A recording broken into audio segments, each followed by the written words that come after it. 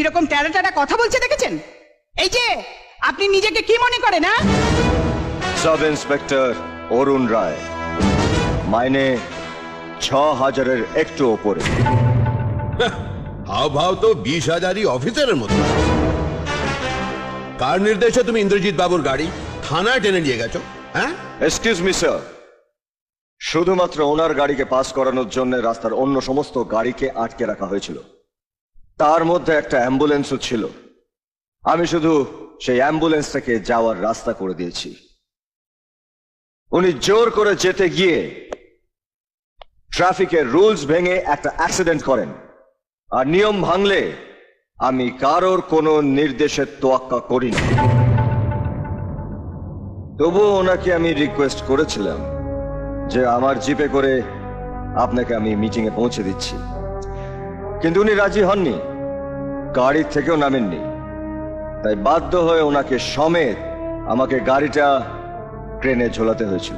এই এই party president কে তোমার জিপে বসে যাবে? স্কাউন্ডার!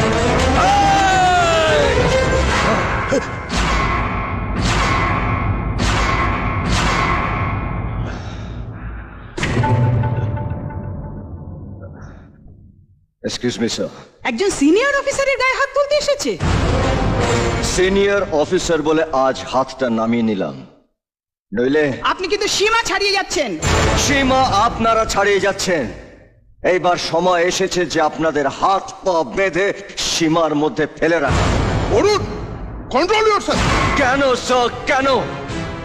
কাজ না করলে সাধারণ মানুষের কাছে কৈফিয়ত দিতে হবে, কাজ করলে এইসব নেতা মন্ত্রীদের সামনে কৈফিয়ত দিতে হবে।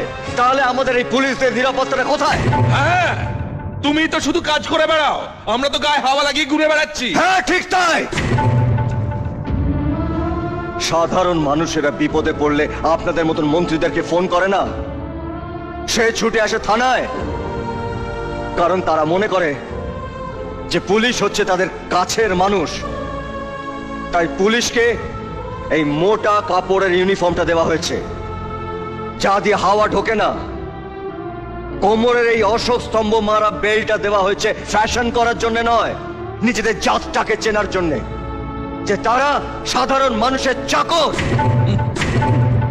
প্রত্যেকটা মুহূর্তে নিজেদের স্বার্থে আপনারা আমাদেরকে কাজে লাগাতে চান। মিটিং ডেকে একে ওকে গালাগাল দেবেন, আর তার জন্য পুলিশ প্রোটেকশন চাই। সাধারণ মানুষদেরকে উস্কে দিয়ে দাঙ্গা বাঁধিয়ে দেবেন, আর নিজেরা বসে থাকবেন পুলিশের ঘেরা টোপে। আর দাঙ্গায় মানুষ মরলে নিউজ চ্যানেলে বলবেন যে পুলিশ তাদের দায়িত্ব ঠিক